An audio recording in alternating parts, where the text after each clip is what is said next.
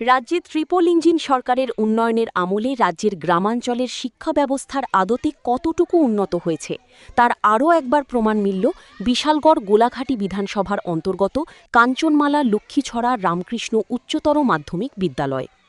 এই স্কুলে ছাত্রছাত্রীরা মিড ডে মিলের খাবার খাওয়ার জন্য নেই নির্দিষ্ট কোনো বসার জায়গা, নেই কোনো বিশুদ্ধ পানীয় জলের সুব্যবস্থা। এছাড়াও রয়েছে স্কুলের প্রাথমিক বিভাগে শিক্ষক স্বল্পতা।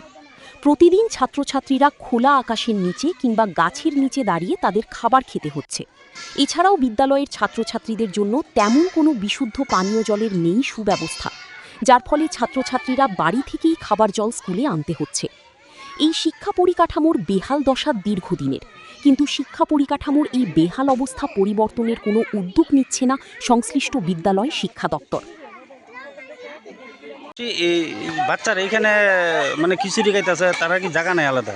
না না, আলাদা জায়গা নাই। বাচ্চারা কেমনে কেমনে কি করে, জল নাই, খাওয়ার নাই। গাছ তলে খা বাচ্চারা সময় একটা পুকুর করতে পারে বা কিছু করে লাদাও দিতে পারে। বাচ্চারা অসুবিধা হচ্ছে না, সরকারের খাওয়ানোর জায়গা করে না, একটা জলের জায়গা করে না, কিচ্ছু না। জল কি ভালো না স্কুলে? জল এমনি ভালো না বলতে খাওয়ানোর জল নাই। আমরা বাচ্চারা জল দিয়ে জল ভালো না, কিচ্ছু না। তাহলে আমরা বাচ্চারা কই যাই, কই দিতা করি। হ্যাঁ, স্কুলটার নাম কি? এটা